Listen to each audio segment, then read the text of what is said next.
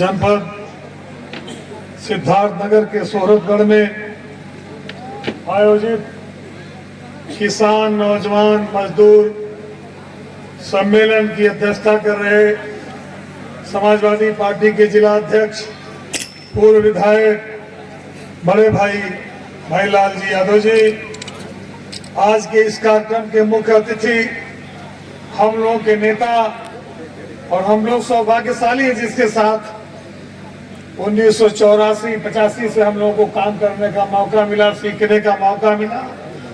आपके इस एक जिले के नहीं, एक मंडल के नहीं, इस दयार के सबसे पिछड़ों के लोकप्रिय नेता, उत्तर प्रदेश की सरकार के पूर्व मंत्री, लोकसभा के शानदार सदस्य बड़े भाई राम प्रसाद चौधरी जी, इस कार्यक्रम में उपस्थित आपकी जनपद की लोकप्रिय विधायक श्रीमती सैदा खातून जी और इस कार्यक्रम के आयोजक, मुझे कहते हुए दुख हो रहा है कि इस क्षेत्र के पूर्व विधायक,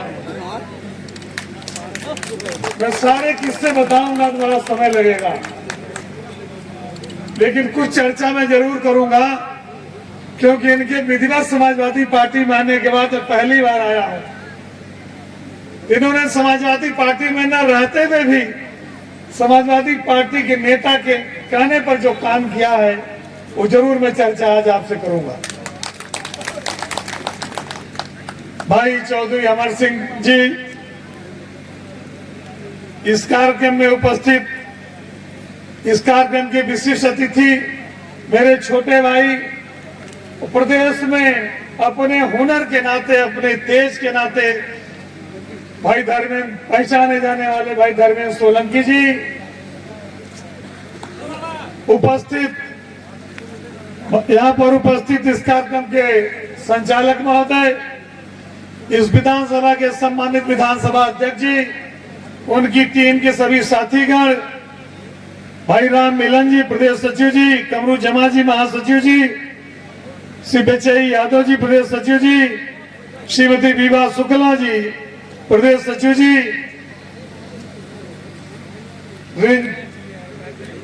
रिंदु पासवान जी, प्रदीप पथरकर जी, जोखन चौधरी जी, गिस्यामन यादव जी, विजय चौधरी जी, राम सेवक लोधी जी, धीरू यादव जी, अखिलेश मौर्य जी, हेराम यादव जी, बैराची प्रेमी जी, अलाउद्दीन जी, अंगद यादव जी, अबुल कलाम सिद्दीकी मीडिया प्रभारी जी, धीरज जी, चंदमान पालवान जी उपस्थित, इस इलाके के सभी सम्मानित बुजुर्गों, नौजवान साथियों, माताओं, बहनों, प्रिय बच्चों, मैं सबसे पहले इस कार्यक्रम के संचालक, आयोजक भाई चौधरी अमर सिंह जी को बहुत बहुत धन्यवाद देना चाहता हूं। और उन्होंने जो नाम रखा है इस कार्यक्रम का, किसान नौजवान मजदूर सम्मेलन, भाई अमर सिंह जी किसान भी हैं, क्योंकि कभी कभी हमको यहाँ के चावल खिलाते हैं, कहते हैं हमारा वाला असली है, बाकी बाजार से मत खरीदा करिए। और नौजवान भी है हम लोगों की अपेक्षा, और राजनीति में मजदूर भी है। राजनीति में मजदूरी के स्तर तक राजनीति में काम करते हैं। मेरे कहने का अर्थ आपने समझा कि नहीं समझा? समझ गए होंगे। ये तीनों गुण भाई अमर सिंह जी में है, और इसलिए भी मैं इनका बहुत सम्मान करता हूं। अपने बड़े भाई इस कार्यक्रम के मुख्य अतिथि भाई राम प्रसाद चौधरी जी से कहना चाहता हूं, पिछली बार उत्तर प्रदेश की विधानसभा में ये सत्ताधारी दल के सहयोगी विधायक थे। मेरा इनसे जान पहचान हुआ, संबंध हुआ, हमारी इनकी विचारधारा मिलने लगी। हम लोग कैंटीन में बैठ के बात करते थे, अगल बगल बैठ के बात करते थे। एक दिन मैंने कहा, भाई चौधरी अमर सिंह जी, आप पिछड़ी जाति के हो तो फिर ये जुल्म आप कैसे बर्दाश्त करते हो? इन्होंने कहा क्या होना चाहिए? हमने कहा जो आप पिछड़े जातियों के प्रति हमदर्दी की मुझसे बात करते हो, अगर इस मुख्यमंत्री के खिलाफ आप खड़े हो जाओ तब मैं जानूंगा आप पिछड़ों की बात करने वाले सही व्यक्ति हो। और मुझे कहते हुए गर्व हो रहा है, आपको भी गर्व होना चाहिए कि भाई चौधरी अमर सिंह जी ने नहीं देखा कि कौन मुख्यमंत्री है, हम उसके सहयोगी दल के विधायक हैं। भाई चौधरी अमर सिंह जी ने उत्तर प्रदेश की विधानसभा के अंदर अपने मुख्यमंत्री योगी के खिलाफ आंदोलन और अनशन करने का काम किया। ये हिम्मत बहुत कम लोगों में होगी, ये ताकत बहुत कम लोगों में होगी। ये ताकत आपके विधायक चौधरी अमर सिंह जी में रही है, इसलिए मैं उनका बहुत आदर और सम्मान करता हूं। साथियों, अभी विस्तार से हमारे नेता इस कार्यक्रम के मुख्य अतिथि बड़े भाई राम प्रसाद चौधरी जी विस्तार से चर्चा करेंगे। मैं संक्षेप में अपनी बातें क्या करके समाप्त करना चाहता हूं। आज इस प्रदेश और देश के जो हालात हैं वो आप किसी से छुपे हुए नहीं हैं। अंतर्राष्ट्रीय स्तर पर इस देश के प्रधानमंत्री ने अपनी व्यक्तिगत कमियों को छुपाने के लिए, अपनी व्यक्तिगत नाकामियों पर पर्दा डालने के लिए इस देश को गिरवी रखने का काम कर दिया। इस देश को गिरवी रखने का काम कर दिया। यह देश इतना बड़ा कर्जमंद देश हो गया है कि अगर कोई दूसरा प्रधानमंत्री बनेगा, इस देश को संभालने में उसे कम से कम 10 साल लग जाएंगे। यह बात मीडिया के लोग छुपाते हैं, गांव तक, आम आदमी तक ये बात नहीं पहुंच पाती। आज जो हालात हैं आप उसको देख रहे हैं। अभी हम लोग रास्ते में आ रहे थे, बासी के किसी गैस एजेंसी पर गाड़ी में बैठे हुए थे भाई लालजी यादव जी। इतनी लंबी लाइन लगी थी और मुख्यमंत्री और प्रधानमंत्री क्या कहते हैं, गैस की कोई कमी नहीं है। गैस की कोई कमी नहीं है। अगर गैस की कोई कमी नहीं है तो गैस की एजेंसियों पर इतनी लंबी लाइन क्यों लग रही है? गैस के दाम 60 रुपया एक बैग क्यों बढ़ा दिए गए? डीजल के दाम क्यों बढ़ा दिए गए? ये स्थिति इतनी खराब होती जा रही है कि मैं समझता हूं आने वाली जब आपकी फसल होगी, ये गेहूं की फसल तो आपने काट ली किसी तरह। जो स्थिति इस देश में बन रही है, जब आपको धान के फसल में खाद की जरूरत पड़ेगी, हिंदुस्तान की सरकार आपको खाद नहीं दे पाएगी। मैं पहले इस बात को आपको बता देना चाहता हूं। आज इस देश में डीजल का भाव, यूरिया का भाव, गैस का भाव, अस्पतालों में भी लकड़ी के चूल्हे पर मरीजों के खाने बन रहे हैं। मंदिरों में भी प्रसाद गैस की जगह लकड़ी के चूल्हे पर बन रहे हैं। हमारी आपकी क्या हालत होगी इसको हम आप समझ सकते हैं। आज हिंदुस्तान के आजाद होने के बाद जो ईरान हर मुद्दे पर पाकिस्तान का विरोध करता था, हिंदुस्तान का समर्थन करता था, आज उस ईरान के, अमेरिका के युद्ध में, इस्राएल के युद्ध में आपके प्रधानमंत्री जी की हिम्मत नहीं कि 2 शब्द बोल दे। जब हिंदुस्तान के प्रधानमंत्री के अनुरोध पर उनका नेवी का जहाज युद्धाभ्यास करने के लिए हिंदुस्तान में आया था और जैसे युद्धाभ्यास करके जा रहा था, अमेरिका ने बमबारी करके उनके सैकड़ों सैनिकों को मार दिया, तो हिंदुस्तान के प्रधानमंत्री को हिम्मत नहीं किसका विरोध करते। छोटा सा देश श्रीलंका है जिसने उनके नागरिक जो बचे हुए थे सैनिक, उनको अपने यहाँ रखकर उनका इलाज कराने का काम किया। हम आपसे पूछना चाहते हैं साथियों, हमारा कोई मेहमान हमारे बुलावे पर हमारे घर आवे और हमारे गेट पर हमारे गांव का कोई आदमी अगर उस पर हमला कर दे, दूसरे गांव का आदमी कोई हमला कर दे, तीसरे गांव का कोई आदमी हमला कर दे, तो हमारा दायित्व बनता है उसकी मदद करना कि नहीं? भारत के प्रधानमंत्री की हिम्मत नहीं हुई, भारत के सरकार की हिम्मत नहीं हुई उस पर वो बोल दे। अंतर्राष्ट्रीय स्तर पर आज हमारी स्थिति इतनी खराब हो गई है। हम आप गांव में रहते हैं, हमारी आपकी कोशिश होती है कि गांव में रहने वाला हर पड़ोसी उससे हमारे अच्छे संबंध हो। आज पिछले 10 सालों के अंदर, 11-12 सालों के अंदर हिंदुस्तान की हालत हो गई है, हिंदुस्तान का कोई पड़ोसी आपके साथ नहीं। हिंदुस्तान का कोई पड़ोसी हिंदुस्तान के साथ नहीं खड़ा। जब पाकिस्तान से आपका युद्ध हुआ, दुनिया का कोई देश आपके साथ खड़ा नहीं हुआ। ये हालत आपके इस देश के प्रधानमंत्री ने कर दी है। और जो उनके दूसरे वाले इंजन है उत्तर प्रदेश में, आपके पड़ोस के रहने वाले हैं माननीय मुख्यमंत्री जी। माननीय मुख्यमंत्री जी कानून व्यवस्था की बात करते हैं, और चाहे सदन हो चाहे सदन के बाहर जीरो टॉलरेंस की बात करते हैं। और सारी स्पेलिंग पता नहीं जानते हैं कि नहीं जानते। और जब जीरो टॉलरेंस की बात करते हैं, जब गोरखपुर से जाते हैं तो गोरखपुर में हत्या हो जाती है। जब गोरखपुर आकर जाते हैं तब गोरखपुर में हत्या हो जाती है। कल मैं एक चैनल पर सुन रहा था सोशल मीडिया के, अभी एक हत्या हुई चौहान की, उसकी बेटी और उसके बहन का मैं इंटरव्यू सुन रहा था। उन सबों ने कहा जो हत्यारा मेन हत्यारा है वो मुख्यमंत्री को ओएसडी साहब कोई है। ओएसडी साहब उसको संरक्षण दे रहे हैं, और उस मेन हत्यारे को जो नामजद हत्यारा है वो पिछड़ी जाति का है जो मारा गया। पिछड़ी जाति का है जो मारा गया। जो नामजद हत्यारा है उसको पुलिस बुलाती है, उससे बात करती है, थाने में कॉफी पिलाती है और पुलिस उसको घर पहुंचाती है। ये उत्तर प्रदेश की कानून व्यवस्था की स्थिति है। आज महिलाओं पर अत्याचार, उनके साथ अपहरण, बलात्कार, तमाम घिनौने जो हालात हैं वो किसी से बताने की जरूरत नहीं। और विशेषकर मैं किसानों की बात करना चाहता हूं, क्योंकि हम भी किसान हैं। हम सिर्फ किसान के बेटे ही नहीं हैं, हम किसान हैं भी।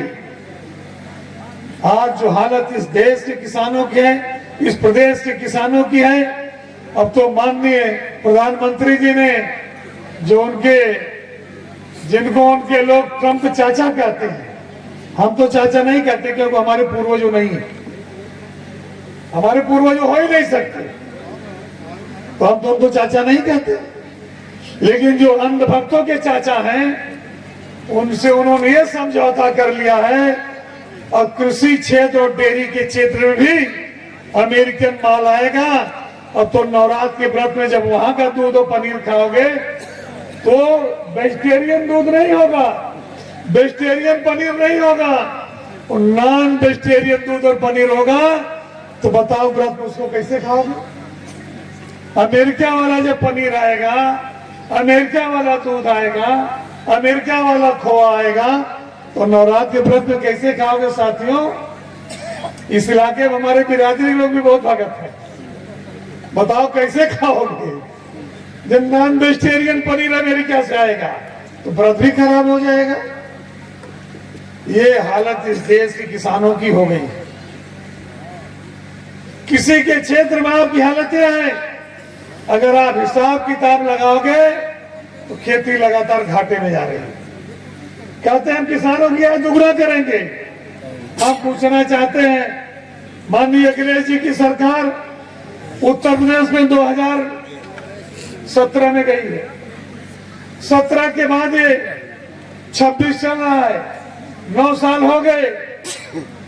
अगर ये किसानों की आय दुगनी करना चाहते, इन्हें जो कृषि में आपकी फसलों की जो खरीद रेट है, क्या गन्ने के रेट दुगना कर दिया इन्होंने?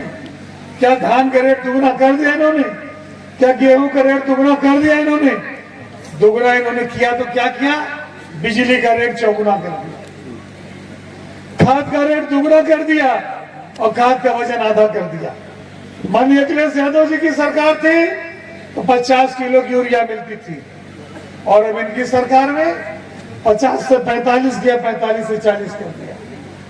अगर अब भी आप नहीं चाहते तो 50 से 25 कर देंगे, रेट चौगुना कर देंगे।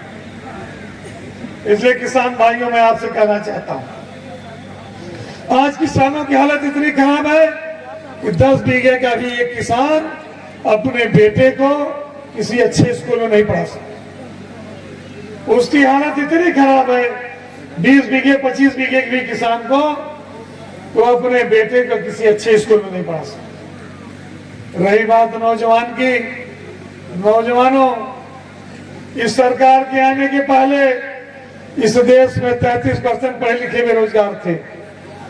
इस सरकार के आने के बाद इस देश में 67% पढ़े लिखे बेरोजगार हो गए। 67% पढ़े लिखे बेरोजगार हो गए। बेरोजगारी दुगने से ज्यादा हो गई। 33 का दुगना 66 होता है, 67% उससे ज्यादा होता है, यानी कि दुगने से ज्यादा बेरोजगार हो गए। आपके माँ बाप खेती करके, किसानी करके, मजदूरी करके, छोटी मोटी नौकरियां करके आपको पढ़ाने का काम करते हैं। आपको गोरखपुर भेजे, लखनऊ भेजे, इलाहाबाद भेजे, बीएचयू में भेजे, दिल्ली यूनिवर्सिटी जेएनयू में भेजे, दिल्ली भेजे, इस उम्मीद के साथ कि हमारा बेटा पढ़ लिख करके जब बुढ़ापे में हमारा सहारा बनेगा। और इस सरकार की पॉलिसी के नाते, इस सरकार की गलत नीतियों के कारण पढ़ लिख करके बेटा बुढ़ापे में बेरोजगारी के कारण बाप का बोझ बन जा रहा है। ये इस देश के नौजवानों की हालत है। और जब मजदूरों की हालत, मजदूरों की हालत ये है कि आपके हाथ में कोई काम ही नहीं रह गया, कोई काम ही नहीं रह गया है।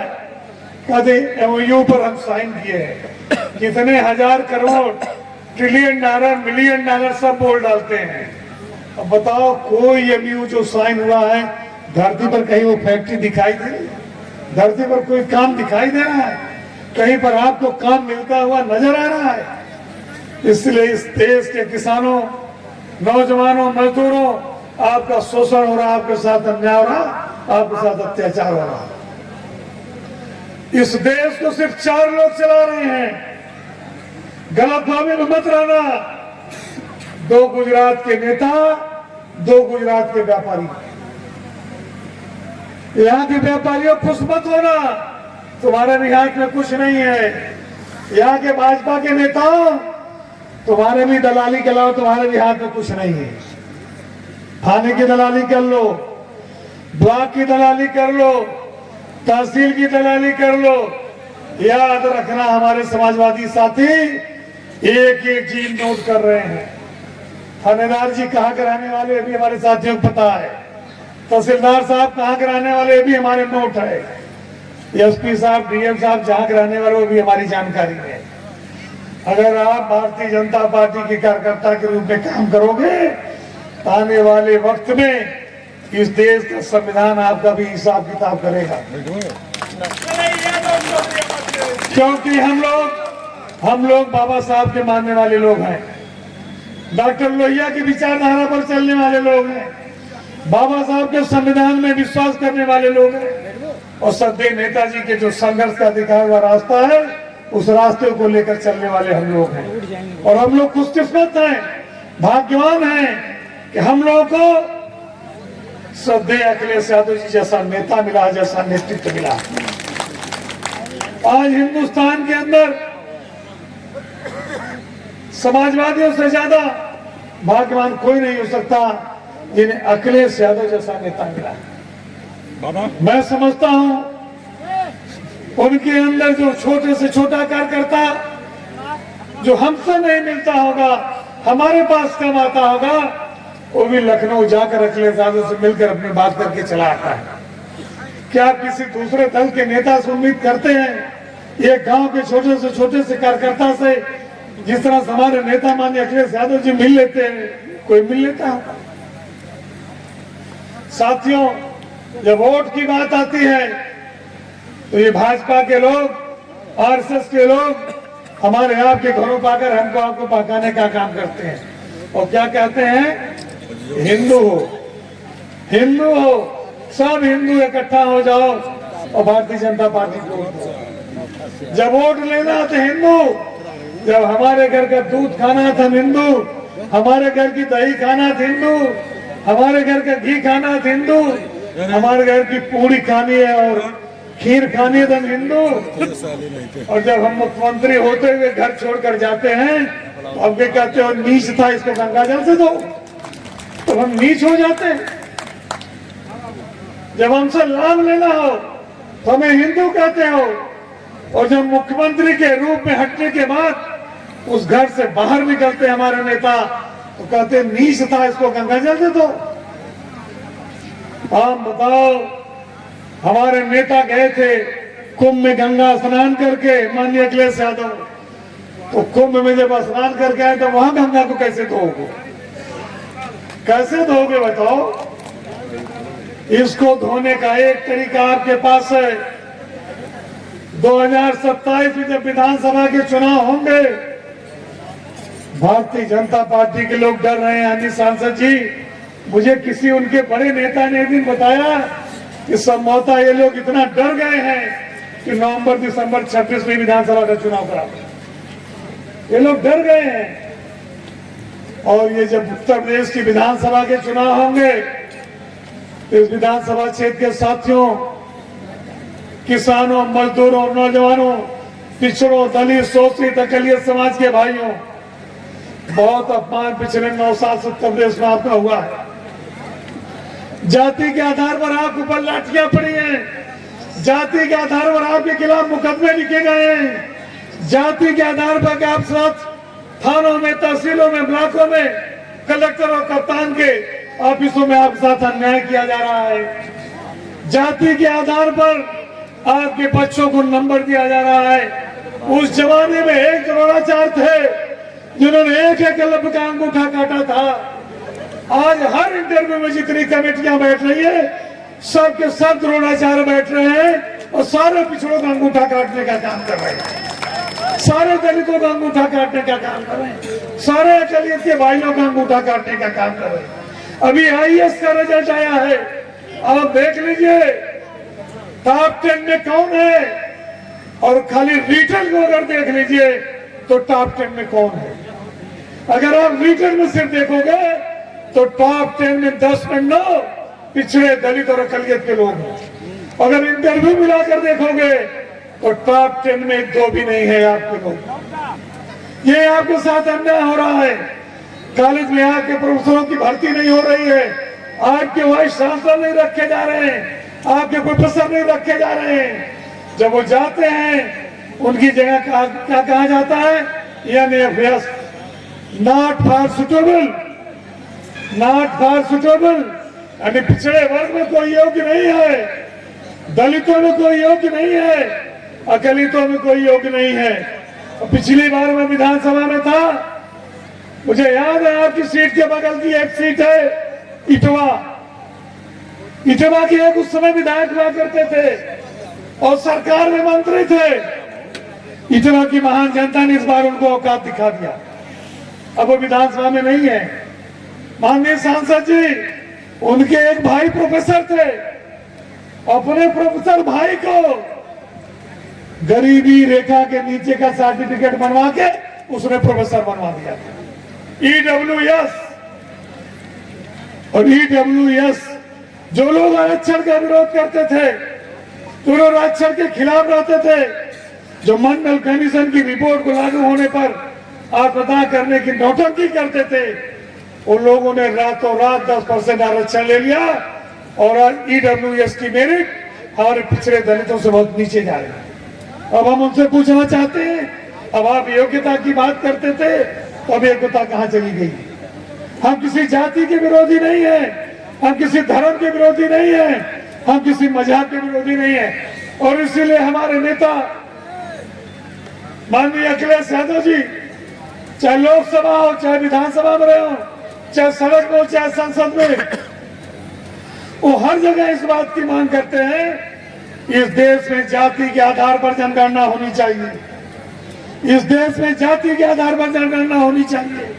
जिस बात को कभी डॉक्टर लोहिया ने कहा था, सोशलिस्टों ने बाती गांठ, पिछड़े पावे 100 में 60। जिस बात को डॉक्टर अम्बेडकर ने कहा था, जिस बात को श्रद्धेय नेताजी ने कहा था, जिस बात की चर्चा अपने हर मंचों पर मानवर कांसीराम जी किया करते थे, मैं सौभाग्यशाली इसलिए कहा है आपको, आज इन 4 महापुरुषों की बातों के इकट्ठा करके इस देश में कोई नेता चल रहा है तो उस नेता का नाम माननीय अखिलेश यादव जी। और माननीय अखिलेश यादव जी इसीलिए बार बार इस बात को कह रहे हैं, इस देश में जाति के आधार पर जनगणना होनी चाहिए, ये पता लगना चाहिए कि इस जाति की कितनी संख्या है।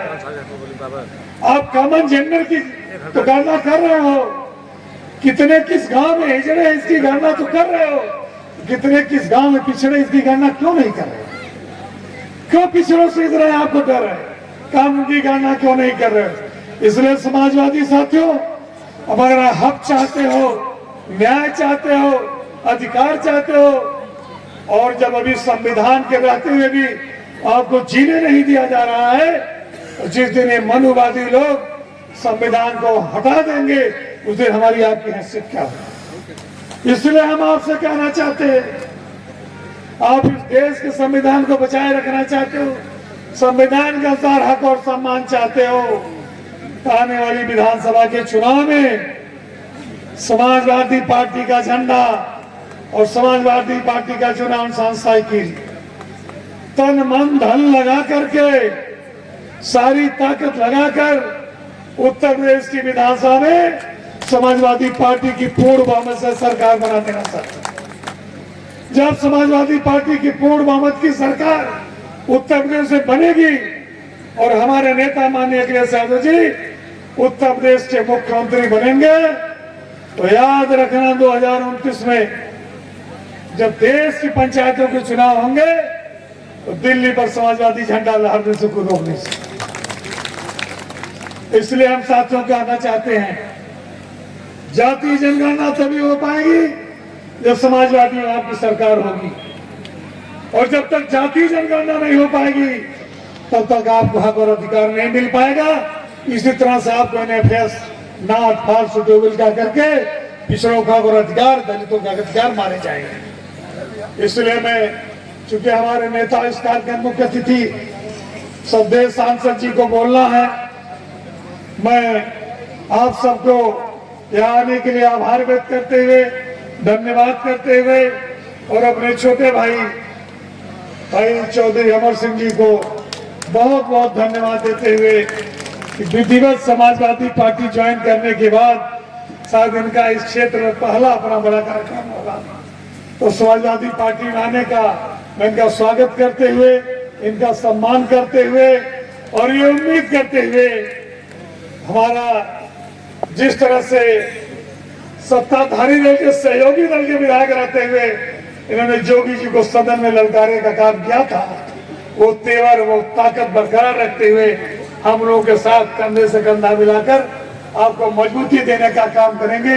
इन्हें उम्मीद, विश्वास और भरोसे के साथ मैं इन्हें भी धन्यवाद देते हुए, आप सबका आभार व्यक्त करते हुए, और इस कार्यक्रम के मुख्य अतिथि अपने नेता सदैव राम प्रसाद चौधरी जी का स्वागत करते हुए, सम्मान करते हुए, भाई धर्मेंद्र सोलंकी जी जो इस कार्यक्रम के विशेष अतिथि है, उनका स्वागत और सम्मान करते हुए अपनी बात को समाप्त करना चाहूंगा।